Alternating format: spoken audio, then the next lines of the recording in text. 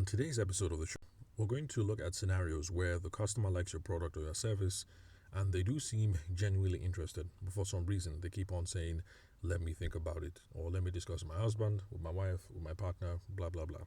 So, in this kind of scenario, what do we do next? Now, first off, some of you might think that this kind of situation is unlikely because if the person is interested and they have a want and a need, surely they're going to say yes. But it's something that is not far fetched and it's something that a lot of us have run into before.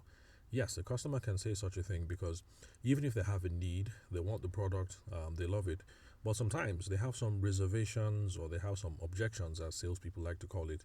But basically, an objection is any reason that the potential customer or client gives for not wanting to go ahead with the deal. So, yes, they might love it, they might want it, but sometimes they have some reservations, they have some objections, they have some other reasons that they have not disclosed yet. So, yes, it is something that can happen to anyone, and it's something that is going to happen to most of us in our business career. If you think that such a thing is unlikely, just remember the last time that you were in front of a person and you thought, I like this, I'm definitely going ahead, I'm going to buy this dress, this toy, this car, I'm going to get the insurance, but there was something nagging you at the back of your mind that stopped you from going ahead. So this thing happens all the time. Now, is it such a bad thing? Is this situation such a bad thing to be? Is this such a bad thing if you end up in this kind of situation? And the answer is no. Because when you are with someone and the person clearly has a need or a want or they're interested, but they're saying, let me talk to my husband, let me talk to my wife, let me think about it, let me get back to you, then the good thing is that we haven't been told yet. And so because of that, it means we have time to fix what the problem is. That's if we're able to diagnose it. So they haven't said no to us. They haven't told us that they're going with someone else. So there's time to fix it. And how do we go about fixing it? We go about fixing it by simply going over the sales process with them. For those of you who listened to the previous episode, you're already familiar with the thought process, but still we're going to go over it again over here. Now, before we review the sales process, we have to know, first of all, what the sales process is. For those of you who are already old school listeners of the podcast, you already know. But for the benefit of people who might be listening to this podcast for the first time, the sales process is this. Now, there might be more stages, but I just use this as a very simple way because I think that this is going to be easy to remember for newbies so that you can have it at the back of your mind when you're out in the field and when you're talking to a potential customer. Now, the first stage is prospecting. This is where we're looking for people to talk to, people who might be interested, people who might have a need, people who might have a desire, people who might have a want for our product or service. So that's prospecting. Now, clearly, we've gone beyond this stage because the person does have a need and a want. Now, the second stage is qualification. That's where we engage the potential buyer or client in a conversation where we're trying to source out their identity and what their requirements are. Who is this customer? Who is he? Who is she? Where are they coming from? What specific requirements do they need regarding my product or my service? The next stage is going to be discovery. The difference between qualification and discovery is this. At the qualification stage, you're asking questions about the customer. So back to the wedding photographer example, one that I've used for a very long time in the podcast, especially since when I first started this podcast, was because I was speaking to people in the wedding and the event space. So qualification is that stage where you guys just making conversation. Hey, what's up? How are you doing? How did you find out about us? When's the wedding date? How did you guys meet? All those kinds of questions where you're trying to source out the person. Discovery questions are built around the extent of the problem or the nature of the goal or the vision that they're looking towards. So for the wedding planner or the wedding photographer, this is the part of the conversation where you're asking, what's the wedding date? Have you fixed the hall? How many people are going to be there? As a wedding planner, you need to know all these things because you need to know whether you're catering for 500 people or for 2,000 people because it makes a difference to what the final budget is going to be at the end of the day. And so it's the same thing with the wedding photographer. What kind of photography do you like? How many albums are you looking at? How many frames do you guys want? How many people are going to be on the bridal team? Because those questions affect possible posing ideas for the pictures and location, and that goes down to logistics and running around for the day, because I'm assuming that you'll want to have that adequately priced before you start having money conversations with the potential bride and the groom. And of course, you also ask all these questions because if you're going to deliver 3 albums instead of 2 albums, of course, 3 is going to cost a whole lot more. So that's the main difference between qualification and discovery. Qualification questions are built around the buyer or the client. You're asking questions about the person. Discovery questions are around the problem. That's for those of you whose product or service solves a problem. So if you're in the insurance space, like Ugona, who found the podcast a couple of months ago, and we've been chatting on and off. So she's in the insurance space. So what she sells, she's trying to solve a problem. That's what insurance is. Or you're trying to figure out the nature of the goal or the vision. So those of you in the wedding and the event space, those are the questions that you're asking. Goal or vision oriented. You're looking to the future. What kind of hall, how many guests, what kind of food, what kind of photography, how many books, blah, blah, blah. So that's the difference. Now, where were we? Okay, so we've gone through prospecting, we've gone through qualification, then discovery. Then after that, that is the stage that everybody knows and everybody assumes that is the most important part of sales, which is the presentation or which is the proposal. So people who like to talk fast and who can talk smooth, this is the stage that they enjoy because you dress up nice, you're looking fly, your accent is on point. So this is the stage that they like, because you can go into your presentation, your proposal, and use all that flair, all that pizzazz, all that jazz, and try and bamboozle people. But the whole point of the presentation or the proposal actually is to cross-check that we've met all the important criteria in stages 3 and 4, which is 2 and 3, which is qualification and which is discovery. And then once we see that we're on point, is then that we can make the pitch, and then the next stage, which is 5, which is close, get them to commit or to take action.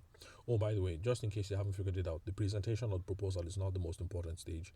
Qualification and discovery are the most important stages, because if you don't ask the right questions of the buyer around who they are and what they want, you're not going to have the information that you need to give an accurate quote or to make a convincing presentation or a convincing proposal. So the skills you ought to be sharpening are qualification skills and discovery skills.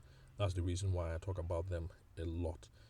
For prospecting, most people won't have a problem with prospecting because if you take your product or service, it's kind of easy to figure out who you ought to be talking to. So, for instance, let's say you sell, what are these things called? Caskets. You sell caskets for funerals. You clearly are not going to go and drop your flyer in a store where they sell kiddies' birthday props. So that's what I mean by the prospecting stage is kind of straightforward, because depending on your product or your service, you kind of know who you should be talking to. So qualification and discovery is where we should be spending a lot of our time. Okay, now, so the stage that we're going to be preoccupied with here is the qualification stage and the discovery stage. So if they say that they are interested, and we can see that they're interested, the reason why they're hesitating is because we probably have missed something in qualification and discovery, or maybe the problem is one of competency and trust. So that means that they want it, but they don't think we are the right person to get that product or service from. For those of you who've listened to the older episodes where I spoke about Tom Hopkins and his own sales framework, you'll remember this whole thing of competency and trust. And that's when we talk about Tom Hopkins and his criteria of trust, need, help, and hurry.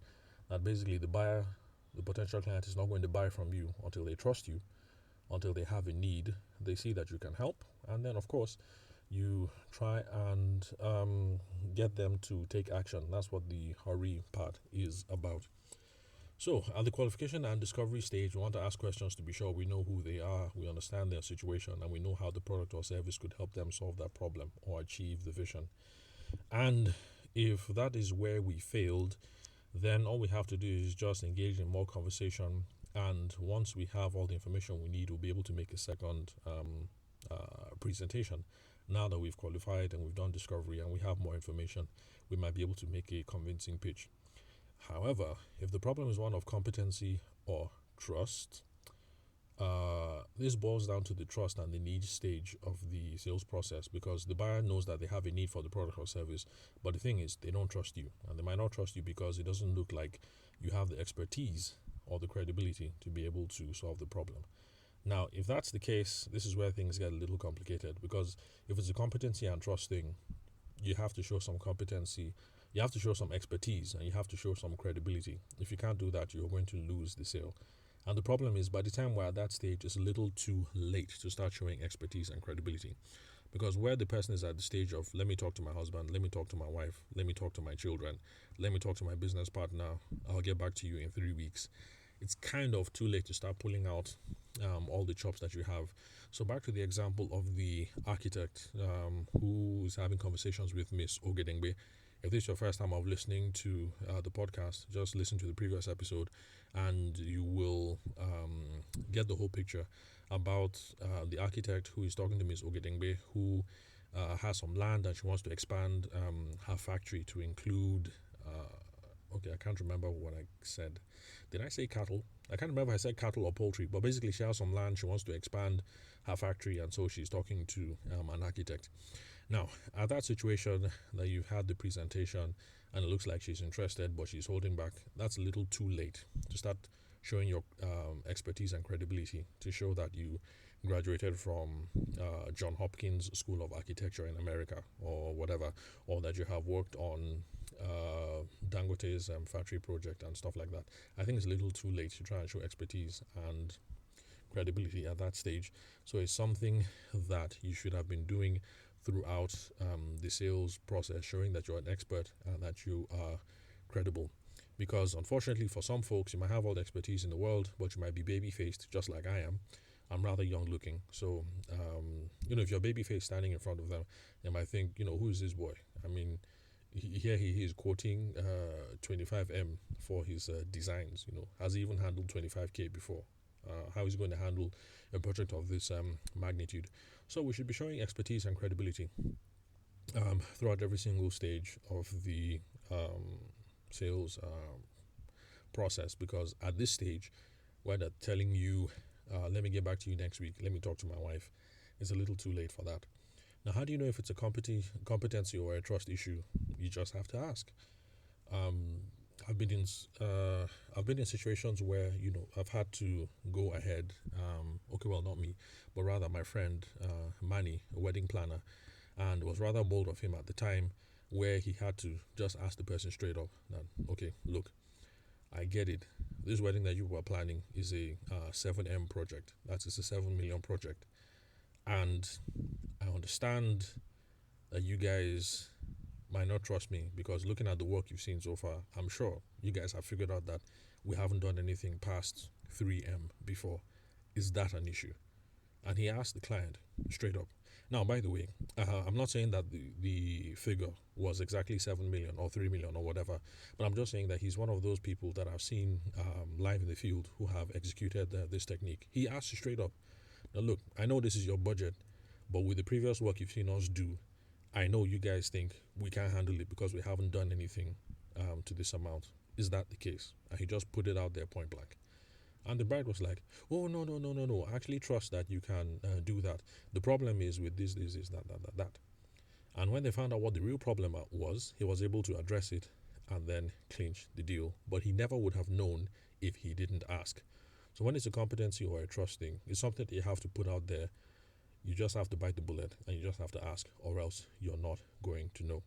So the summary, when someone says, let me think about it, let me talk to my husband, let me talk to my wife, but we've gone past the stage of interest and desire, we can see that they clearly need it and they clearly desire it, like Ms. Ogedengbe, who is ready to start building the factory next week. We have to ask those questions. We need to be sure that we understand the brief and that everything tailors in well, or we need to figure out if it's a competency or trust issue, and we need to ask Madam Ogedengbe whether it's a matter of trust. Because if it's a matter of competency or trust, we now might be able to pull out our cards and say that, actually, Madam Ogedengbe, you have nothing to worry about, because for Dangote's factory in Ogbomoso, the poultry factory. I was the one that designed this stage, that designed this elevation. I went to University of Jos. That's where I studied my architecture, and then I did my masters in University of New York, or whatever it is that you architects have to say to show credibility and to show expertise. Again, apologies to architects who are listening. I'm not sure how you guys demonstrate expertise and credibility in your own industry, but these are some of the things that people in other industries do. You brag about or show your qualifications, previous projects that you've worked on before, memberships of certain organizations that show that you're the big dog and you know what it is that you're saying. So this is the stage where you're going to do that, but you won't know if you don't ask. So, in summary, that's how we handle when someone says, "Let me think about it," even though they are clearly interested. So thanks for listening to the podcast. Thanks for your time and attention. We're going to explore future scenarios in the upcoming episodes, but I hope you guys are beginning to get the sense that when it comes to sales and one-on-one conversations with potential customers, it's not a matter of knowing certain tips and tricks. You need to understand the sales process.